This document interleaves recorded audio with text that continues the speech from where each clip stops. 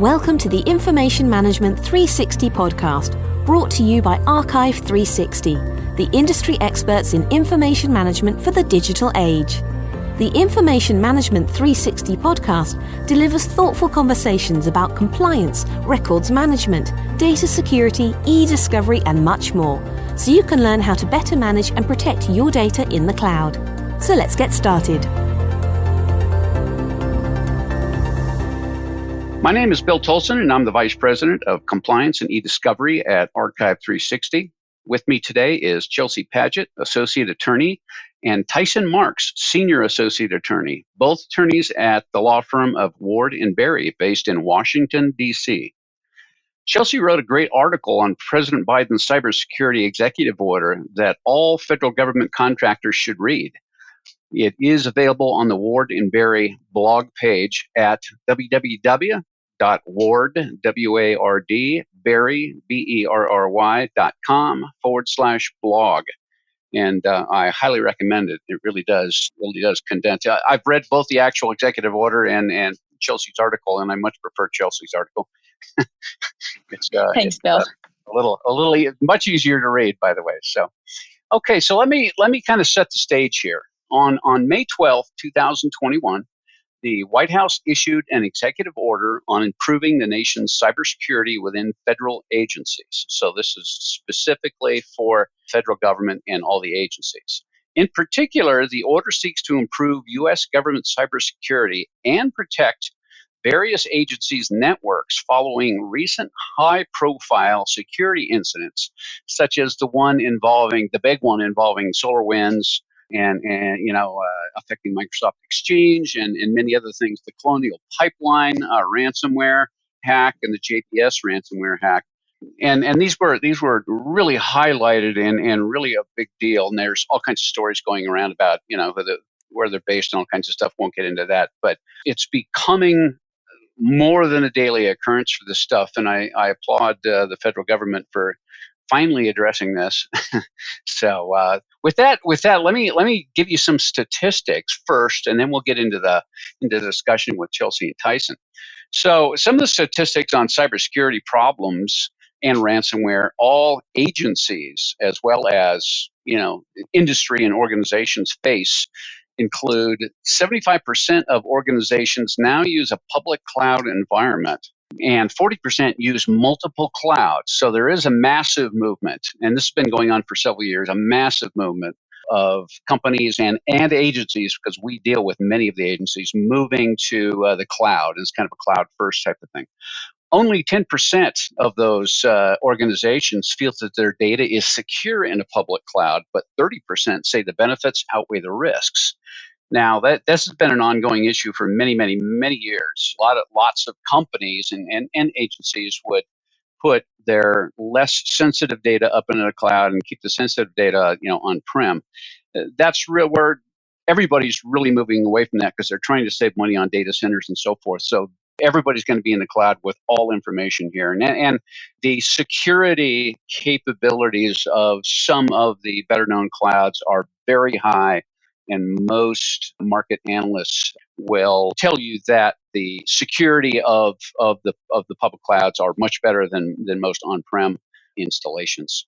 So with that, let me start off our discussion with Chelsea and Tyson by throwing out the first question. So Chelsea, at a very high level, can you describe the issues the President's executive order on cybersecurity addressed? Sure, Bill. Well, first of all, thank you so much for having us here today. It's great to be able to discuss this. So the President issued this executive order on May 12th of this year, and it mainly addresses ways for the federal government and the public sector to improve on the nation's cybersecurity overall. It mainly talks about, I would say, 3 points. One, improving communications between agencies and contractors with respect to all cybersecurity incidents. Secondly, it is modernizing the actual technology that the federal government relies upon to actually perform the cybersecurity functions. And lastly, it's improving the accountability through various measures so that we can make the shift from being completely incident responsive to preventing the incidents from ever happening in the first place. So overall, it's basically kind of just changing the way that we approach cybersecurity incidents moving from more of a mindset of incident response to prevention. Yeah, that's great, and way overdue, by the way. It surprised me that the feds hadn't really concentrated on this, but it sort of doesn't surprise me too, the way things work in the federal government. But Chelsea, you wrote the article titled "President Biden's Cybersecurity Executive Order: A Big Blank Deal for Federal Contractors." Yes. By the way, a very nice reference to Biden's past whispered comment to President Obama. In my own mind, I filled out the blank immediately. Leave it up to the reader's imagination. Oh, yeah. No, I think that's great. In the first part of your article, you got into the executive order directive about sharing cybersecurity threat information. You highlighted the Federal Acquisition Regulations, otherwise known as FAR. Can you give us a brief description of what the FAR is and how it's tied to federal contractors? Yes. So the FAR is, the acronym that people use. It stands for Federal Acquisition Regulation, as you said, and it is located in parts 1 through 53 of Title 48 of the Code of Federal Regulations. It's basically a set of regulations that the government has in order to be able to purchase goods or services of any kind. Yeah, and I'm relatively familiar with FAR because I've been in the archiving industry for many years. I can almost recite FAR 4.7 from memory, which is the records retention part of the Federal Acquisition Regulations. And I know, as I recall, the longest retention period in FAR 4.7 was 14 years. But, when dealing with government contractors, a lot of them were unaware of what FAR was. And I question, how they got the contracts and so forth. But like you say, it's kind of the playbook for companies that deal with the federal government. And it's extremely important for contractors to know that. Yeah, I agree, really. Yeah, one of the big things that the executive order picked up on was the problem in information sharing stems from contractual language. Now, it's not clear what contracts they're referring to, but you could imagine it's contracts with the big government contractors, and they've got some sort of language in there that's, the government or the contractors are blaming for why they're not able to freely share this information. Mm-hmm. And so kind of the first step of this executive order is to fix that within the FAR, to put in specific contract language into, every, and it's not clear whether it's going to be like every government contract or if it's just going to be contracts dealing with cybersecurity related matters. That's kind of that'll be decided at a later point. But it's to kind of capture and, work on some language that we can put into contracts, every government contract, to kind of open it up for information sharing. Yeah, and that was kind of my thought in reading both the executive order and Chelsea's article. That section is really aimed at threat sharing between the government and the private sector, specifically the government contractors. And my first response is, isn't that already happening? I mean, wouldn't the government contractors already be doing this? But obviously not. But I thought that was really kind of strange. So how will the feds force contractors to begin passing threat information? I mean, we know government bureaucracies, and you can lay down a lot of content and even regulations. But number one, it's going to take a while to get to that point. But in the executive order, Chelsea, was there any enforcement of that kind of stuff mentioned, or was it kind of left nebulous? So that actually kind of relates back to the FAR and what we were just discussing. So the executive order specifically identifies contractual language as being impediment to information sharing. So that's when, the regulations and the rulemaking come into play with the FAR itself. That is kind of the way that the federal government can control the agencies and not even really implementing cybersecurity, requirements and regulations. Because as you were just saying, it would be weird if these agencies weren't already doing something of this nature, considering how technologically evolved we've become. Mm-hmm. So it's not that they're not doing anything yet. It's that I think that technology is getting so far in advance that now we're kind of, like I said in the beginning, switching our mindset to to being more so of preventing further things from happening. So that's what they're doing by mainly contractual language. Probably included in the FAR regulations, right? Yes, exactly. So that's kind of what, in all throughout the executive order, it's talking about the Office of Management and Budget, the Secretary of Homeland Security. They're all kind of going through the FAR and the DFARs, which is it's a supplement to the FAR regulation. And they're going to make recommendations for changes to the FAR. And this includes, different types of contract language that will be implemented into contracts going forward, starting at some point. Yeah, I noticed. You wrote in your article specifically about this question that by September 9th, 2021, the Secretary of Homeland Security and the Director of OMB will take steps to ensure that service providers are sharing data with agencies. Ensure is kind of a interesting term, but they also bring in the Federal Bureau of Investigation as well as the Cybersecurity and Infrastructure Security Agency. So, the fact that they're bringing all these agencies in kind of gives credence to its importance, I think, and the fact that if they write it into the FAR regulations, then within some period of time, you would think that government regulators would be basically ensuring that the companies are following that to the T, I would hope. Yeah, so Tyson and I were actually just talking about that September 9th deadline not too long ago, because it seems like it's a pretty fast approaching deadline to be ensuring that agencies are actually following these new requirements by then. And so we kind of went back in and we're looking at it again, and it does say to the greatest extent possible. So there is the disclaimer there that, you can only do so much by September 9th, depending on how fast this is moving, how quickly agencies are able to do this. Well, and that's a great point. And one of the things that I also noticed, and I was going to ask you about, was I noticed in the executive order there are a lot of deadlines that have gone by already. Number one, June 11th was one of the dates used, but this is highly condensed. In my mind. Even with very, very advanced industry players, some of those dates would be almost impossible. I'm wondering, what you think about some of those deadlines and the federal government agencies actually meeting them. It comes into the interplay if you look at that September 9th deadline. I mean, like realistically, the actual FAR Council, their recommendations are still going to be up for public comment at that time. So there's not going to be like a fully promulgated. There might be some sort of interim rule or regulation that'll get passed at that time that they will be, to the greatest extent possible enforcing or highly suggesting that people comply with.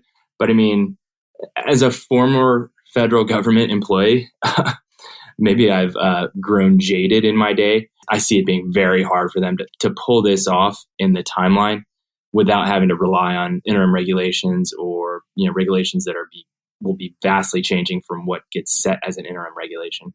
No, and I've written a decent amount over the last year or so about FOIA, Freedom of Information Act laws, both state and federal, and they have, especially the federal FOIA laws, have very, very specific timeframes. 10 days, 15 days to respond, another 30 days or 45 days to collect the data and get it back to the requester. And as far as I can tell, there are no state agencies as well as no federal agencies that are even coming close to meeting the specific timeline requirements. I mean, they're way off. I mean, the Justice Department is like 150 days or sometimes 360 days to respond, and I'm sure they're getting overloaded with stuff. But I sort of looked at the dates on this one too, and I thought, what's going to happen if they don't meet them? And obviously they'll. Well, Bill, as former agency counsel for the Navy, I can say that those deadlines, as long as you're keeping up and letting the FOIA requester know that you're in the process of trying to find the 50,000 pages that they requested. I mean, it gets a little mushy on what the law is actually with respect to those deadlines, and that's why I think they will mainly be implementing this through some sort of system of interim regulations, kind of like you see now with the CMMC guidelines. There's going to be a long kind of drawdown to get the DoD up to kind of those CMMC cybersecurity and maturity model certification, requirements that every contractor is going to have to do. And so I kind of see that being the same way here. Yeah, I kind of I would kind of view it as if the various agencies are showing some sort of work and success on moving toward it, then they're probably going to be all right. And that's what I'd like to see too. I mean, this is very important stuff, especially with everything that's going on in the world around cyber. They need to follow up on this and take it very seriously. I'm sure they do, but I'm sure the bureaucracy slows people down too. The other kind of related point on this was the second executive order issue you addressed in your article, Chelsea, was about modernizing cybersecurity. And I think some listeners might be asking themselves, what do you mean modernizing? The U.S. government should be the most modern.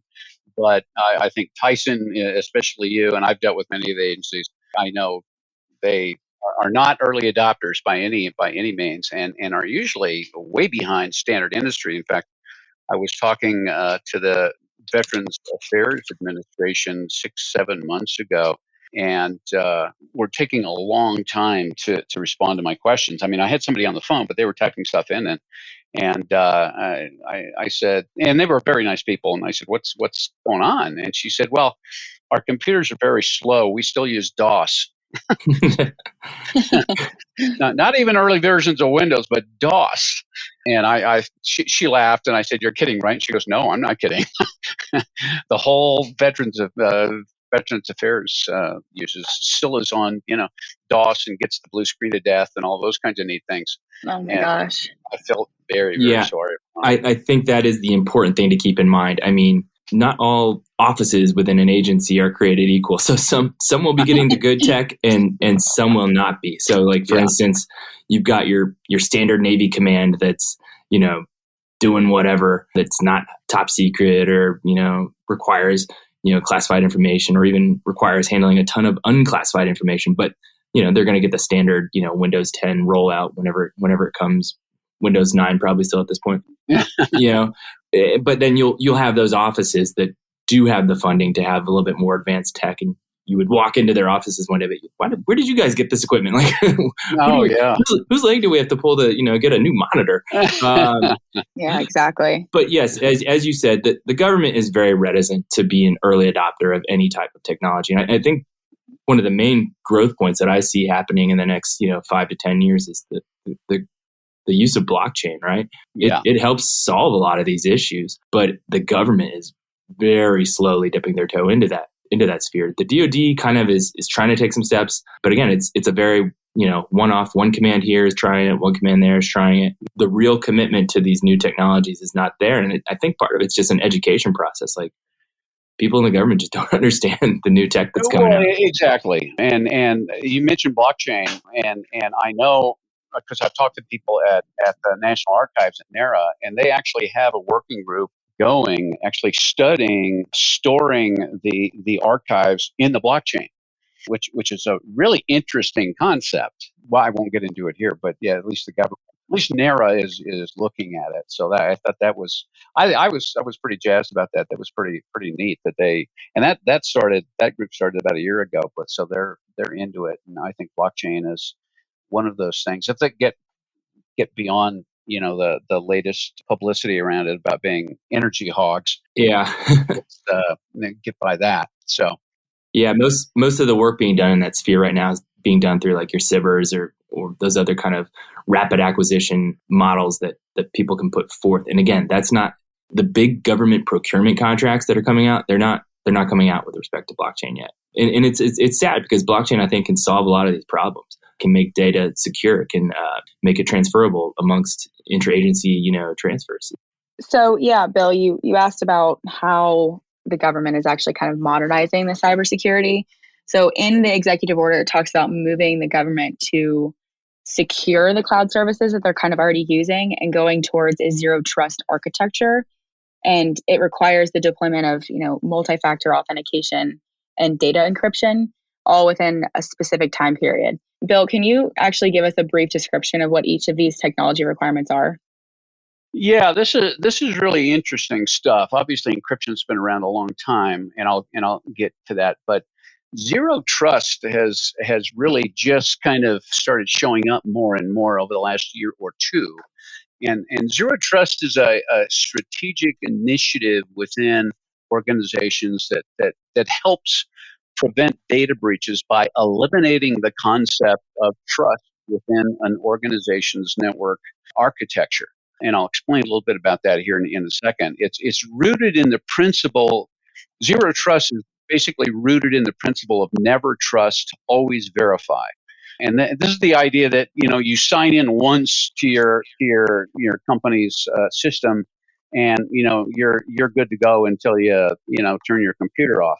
And in a lot of companies, a lot of organizations, you have access to most everything. But zero trust designed to protect the modern digital network environments by leveraging network segmentation, preventing lateral movement, providing what's called layer 7 threat protection, and really simplifying granular user access. That's user access. Granular user access is a really interesting point. It means you could be in your network, and you might want to go somewhere within the network, and for example, Active Directory, a system within your network, knows that you don't have those privileges, so it stops you. But even if you have those privileges, if you're going into another system within your network, you're going to have to sign in. It's not that's why they get into zero trust. You're not golden in any part of it, in any part of the network. So you're always, going to be being asked to sign into specific areas. And behind that, they're actually auditing and tracking what you do. And now with machine learning and AI, it's going to be learning. The system's going to be learning, and this is already going on. Systems are learning what you're doing. And if you start to do something wildly out of character, it will start checking into that, popping up and asking questions, things like that. And that's where zero trust, it's really a significant departure from traditional network security, which allowed the trust but verify method. The traditional approach, automatically trusted users and all endpoints, meaning all laptops, workstations that were getting into the network or the organization perimeter. So it's zero trust is a big deal, and the big cloud guys, Microsoft and Google and AWS and the rest of them are building that now, or have been building that into their cloud infrastructure for a long time. And I think zero trust is a big deal. Multi-factor authentication. I was just having a conversation about this earlier this morning.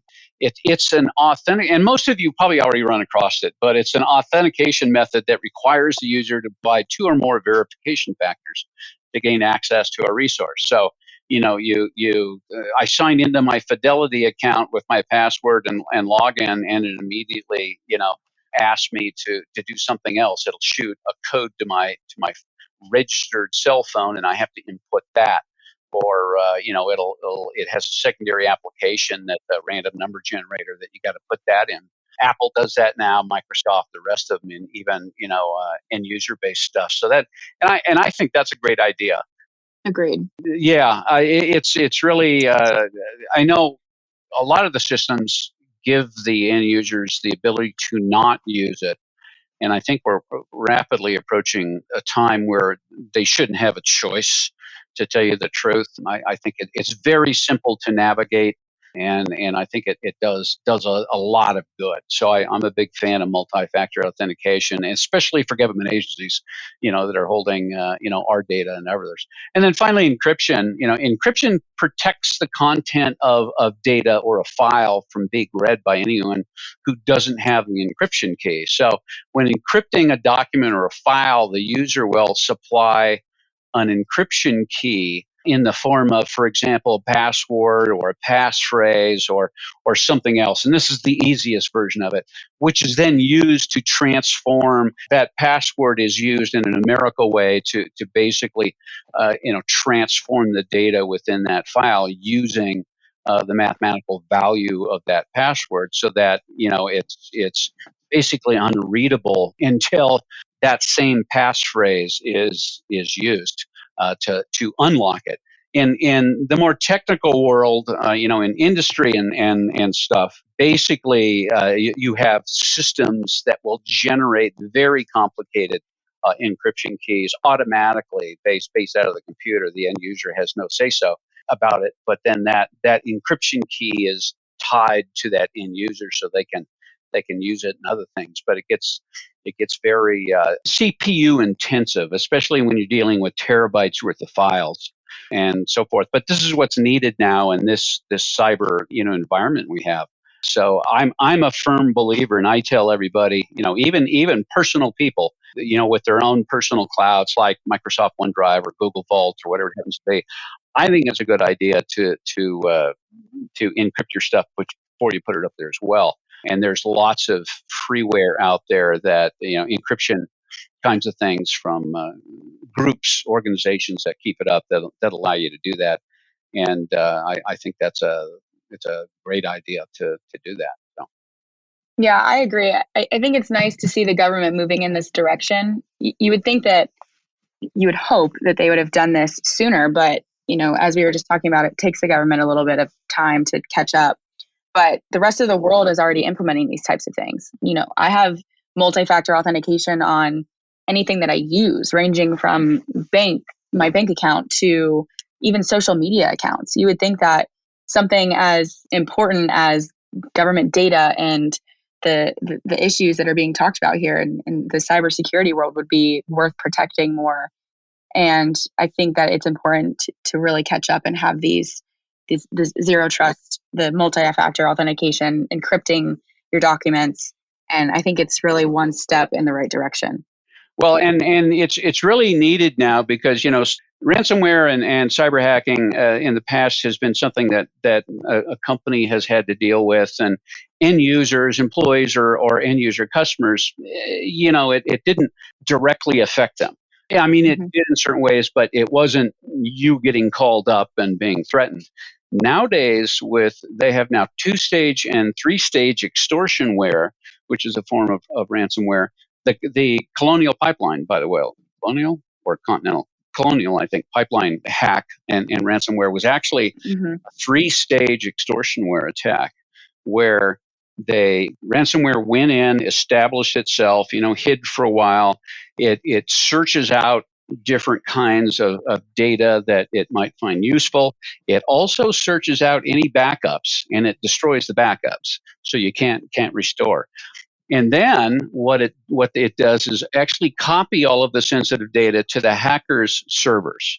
And that's the 2nd stage. And then the hackers, basically as part of the ransom say, we want $100,000 in Bitcoin or $4 million in Bitcoin, or we won't decrypt your files. And oh, by the way, we're going to release all your sensitive information on the internet, which can be even more. In fact, there was some cases last year where they threatened that. And part of the ransom was, we're going to release your client's sensitive information, and we're going to alert the GDPR authorities that you let all of this personal data out, with a potential 20 million euro fine, much less than what the hackers were looking for. Within the Colonial Pipeline, the 3rd stage hack or 3rd stage extortion was, once they copied all that data and they threatened the pipeline company, they then started going to each individual whose personal information they had taken and extorted them as well. So they're getting very sensitive. And this is where encryption comes in. If that data was encrypted, then they could copy it all they want. They can't read it. They can't do anything with it. So this all kind of ties back into that. And to circle back to the executive order, I mean, parts of these types of technology have existed for a while. I mean, GSA, has requirements in a lot of their contracts that they need multi-factor authentication for a lot that they do. The Navy, I've been encrypting my emails ever since, I was a baby JAG just coming into the JAG Corps. The problem is getting everybody on the same sheet of music. I would try to send an encrypted email to the DOJ. They could never read it because they have a different type of encryption. They don't have the key. And, to send something like that, you'd have to go through kind of a workaround basically to try to send it. And those workarounds weren't always followed. And that's where you get kind of these gaps. And I think that's what the executive order is trying to address is again, get everybody on the same sheet of music, get the agencies playing together in attacking this from kind of a unique standpoint of the office of the president. Yeah, that brings up another point around encryption. And I'm sure both of you as attorneys, you may have run across this in e-discovery, but if you have encrypted files and the employees left and the company doesn't have the encryption keys, I have seen cases where the discoveree was basically accused of spoliation because you got potential responsive data there that we can't open. What do you do about that? But that's not part of the executive order. But I've been really interested in and I've followed several cases on that over the time. So it's an interesting topic. It's also interesting. That's how the government got back that cryptocurrency that was given to the Colonial Pipeline hackers. Is they had the keys. Yes, they were storing their public or their private keys, in a public. And you notice that the cyber hackers now are switching away from Bitcoin. Yeah. Because the government was able to crack it and get back, half of the ransom, and that fast too. I thought that was just absolutely amazing that they could do it that quickly. Obviously, they were prepared. So, kind of circling back to what we were talking about earlier, the EO establishes these tight deadlines for the government agencies to meet all of these different requirements that we're talking about, including moving to the zero trust architecture and the multi-factor authentication. Bill, what's your opinion on the chances of the federal government agencies being able to actually hit these deadlines, and why? Great question. And I know I sort of asked you guys that. You were very polite about your answer. I don't see any way, and for them to meet these deadlines. The deadlines were very short. I mean, extremely short. And considering the way that government agencies move, I just don't see it happening at all, at least hitting the deadlines. I hope that, and like both of you said, I hope that they keep progressing. And, it'd be nice to see kind of a scorecard of how far they are. I mean, obviously, they're not going to publish that to us, but the dates were so tight. Like I said, even in the industries I've been in, I don't see, state-of-the-art companies meeting many of those deadlines. So I thought it was interesting they put those really close ones in there. I just don't see it. So yeah, like the June 11th is, one of the fast approaching deadlines that was in the EO that's already passed. And Tyson and I this morning were both trying to, Google and research and see if there was any information as to whether or not that deadline was even slightly hit. And there's, like you said, there's no information out there. There's no way that we would really know. Yeah, I sometimes wonder if those dates were not real, but a message, to the bad guys out there that the government is going full bore on this more than something that they expected the agencies to meet. But again, I thought it was when I read your article, I looked at it and I said, "Geez, these dates are like 2 weeks off." and the original date of the EO, the executive order, was like May 22nd, and the first date was June 11th. It's like, wait a minute. Not to circle back to another Navy war story, but I mean, oh, they're good. They're good. I've come and gone and seen many commanding officers come into a place. Admirals come in, and they always have their agenda and what they feel like they need to put forth to get something done to change the way things are done, and they put forth the memorandums and the regulations and the directives, and at the end of the day, they're really all just kind of saying the same thing. The ship just keeps kind of moving in the same direction. Maybe a slight turn here, slight turn there, but the ship is rolling. Well, that's a great way to put it, and that really is. I absolutely agree with that. With all the agencies I've worked with over the years, I mean, there are a lot of people in the agencies that are well-meaning, but it's just the way they're put together that you're not going to change them radically in a very short period of time usually. So, but I think that's a nice segue into the last point you wanted to talk about, which is kind of the establishment of this board to kind of oversee things, right? Exactly. I mean, I applaud them for saying the EO directs the creation of a cybersecurity review board. and it's both of I think both government as well as industry. Correct? Yeah. Okay. Yep. Well, I was going to ask you, Chelsea, of this cyber safety review board, and what's its main focus? And I know that the description of the board is relatively self-descriptive, but you never know. So what is the and by the way, combining that with another question, the board, it says the board will only be convened only after a significant cyber event. And I thought creating the board was great, and then I read that, and it's like, why? Why do you wait until a massive event to happen before you get these people together? Wouldn't it be nice if they were an ongoing kind of group? I mean, our company belongs to the Cybersecurity Tech Accords, which is a large group of technology companies. I think we're at about 150 right now, and we meet on a regular basis to discuss these things. And I would have hoped that the government would have had this board kind of meeting on a regular basis. What do you think? Yeah, so the main focus is to review and assess quote unquote significant cybersecurity incidents, like you just said. Yeah. I think, like we've been talking about, this executive order is kind of the baseline for setting an aggressive movement forward and modernizing and changing the way that we're thinking about cybersecurity. So I think for right now, the creation of the board is a good start. And we don't really know whether or not this will change or not. They could get into this and have one significant event and say, we need to have this group meet more often. Yeah. So it just depends on how things move forward. It might go in that direction. Who's really to say? But I think it's a good start. And, like we were talking about earlier, also, this is kind of the entire point of the executive order is to move to a more prevention-based system. So we're putting all of these things in place to prevent cybersecurity from even happening.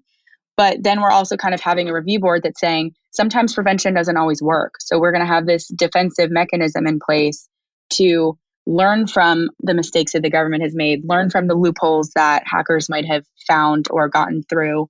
And I think that's kind of the point of having them there, is to really make sure that our prevention-based system is working, but have that defensive mechanism on the back end.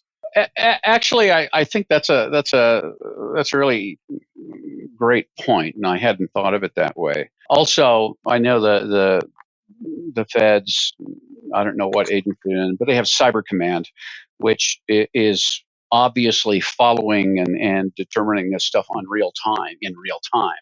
So that takes some of that I think workload that I was thinking about from the group that they were thinking about. But I like the way you put that, to learn after the fact. And like I say, I know they have Cyber Command, which would be, acting as defense and offense and all kinds of neat things that we don't know about. So that's really a great point. So lastly, Chelsea, the executive order really highlights the need to improve the government's ability to detect malicious cyber activity on federal networks, hopefully, sooner rather than later, by deploying endpoint detection and response initiative. Do you have an idea what they mean by that? Yeah, so to my knowledge, the endpoint detection response is kind of an initiative that implements technology that monitors and responds to cyber threats. But my knowledge to that is probably not as great as yours is. So if you want to expand on that, that would be great. Yeah, you really don't have a whole lot of, well, no, not you. The government within the EO doesn't have a whole lot of description around that. And my thought immediately was like all of us personally, or most of us, we have malware detection on our home computers and stuff. And, hopefully it's kept up to date and so forth. But, when you're talking about endpoints are usually, those laptops and desktops that agency personnel, are using. So there's two levels of security. There's the infrastructure security, not allowing, bad things to actually get into the enterprise. But then like most cyber hacking and ransomware, most of those things actually get into a very secure network through phishing, email phishing. and an end user or a agency employee will click on a link within an email thinking that they're doing the right thing, and all of a sudden they've let loose a virus. And if you have endpoint detection, within the agency on all the various assets, then those things are alerted immediately and stop anything from happening. In fact, within the laptop or desktop, they can actually quarantine that piece of code immediately and then alert you and your IT folks that this happened and stop it from spreading. And again, I think that's a great idea, and that even goes to servers and stuff like that. But having that infrastructure security with the firewalls and all that kind of stuff, and then the endpoint or the laptop and desktop and printer and all kinds of stuff security to where it recognizes that something just happened that not supposed to. It can nowadays you could shut it down and quarantine it immediately. Yeah, that's really interesting. It's good to see that they're implementing something like that as well. Yeah. Bill, in your opinion, is there anything that's missing from this cybersecurity executive order? That's a great question, and I've been thinking about this, and it ties back into all of these privacy bills that the states are coming out with, and within and I think I'm not an expert on executive orders. Obviously, it's not a regulatory bill, and they don't they're not 3,000 pages long, obviously. But I in my opinion, it would have been nice to see some goals placed in there around actual devices, equipment, not equipment, but technology. It mentions encryption, but it really doesn't talk about, every piece of data within the government should be encrypted before it's, stored somewhere. That's kind of commonsensical. Even in industry now, most personal information is encrypted, and as we're moving into the cloud, it's going to be almost all data is encrypted because hackers can use that against you. So having encryption in there, I would have thought that the bill would have had, or the EO would have had a little bit more discussion around breaches specifically, and many privacy bills talk about breaches. The GDPR talks about it. The California CCPA. What is a breach? What happens when a breach occurs? How do you alert people? Those kinds of things. And even within a government agency, employees need to know that something happened. Otherwise, they'll start to hear pieces of it through gossip, and it'll probably be a lot worse than it was. So I thought the executive order did a pretty good job of kind of laying out the high level stuff and the goals and the dates and things. And I would suspect that the various agencies like Homeland Security and so forth, and even the FBI, will probably expand on those actual technical requirements as they move forward, because this stuff changes so quickly nowadays. You have to have no one a roadmap, the kinds of technology you're going to be adopting over time, and that goes for any industry company as well as an agency. But I thought it did a very good job of laying it out at the top. I only think the only flaw in the whole executive order was the dates. I think they were setting themselves up to fail there. Yeah, those are all great points too, and I think that's kind of the beauty of this executive order is that it's really a great start, and it's allowing for improvement and so much room to grow after this. Yeah, good point. Great point. Well, okay, Chelsea and Tyson, I think that wraps up this edition of the Information Management 360 podcast. I want to thank both of you for this insightful and actually very enjoyable discussion today. I had a lot of fun in exploring this stuff with you, and Chelsea, I really appreciate the article you wrote, and I advise everyone downloading this podcast and listening to go to the Wordberry website and download and read Chelsea's blog. It's very good. Thanks so much for having us. Yeah, no, that's great. And thank you, Tyson, as well. If anyone has questions on this topic or would like to talk to a subject matter expert at Archive 360, please send an email mentioning this podcast to info at archive360.com, and we'll get back to you as soon as we can. And also you can contact Chelsea and Tyson via their emails at Wardbury. Chelsea, can you give your email address? Yeah, my email address is Chelsea, CHELSEA, at wardberry.com. That's WARDBERRY. BERRY. And Tyson, can if you want to, can you give yours as well? Sure. It's P Marx, P as in Peter, MARX at wardberry.com, WARDBERRY.com. Great. And for the listeners, also check back, at Archive 360, the resource page. We're adding new podcasts every week, every 2 weeks, so check back. But again, really enjoyed this time discussing this executive order with you, and really loved your article, Chelsea, and you as well, Tyson, and very much appreciate you taking the time. Thank you. Thank you. Thanks. Thank you for joining us today on the Information Management 360 podcast, brought to you by Archive 360, trusted by organizations worldwide to manage their data in their cloud under their control. To subscribe to our show or to find out how you can address today's challenges in information management, visit archive360.com/podcasts.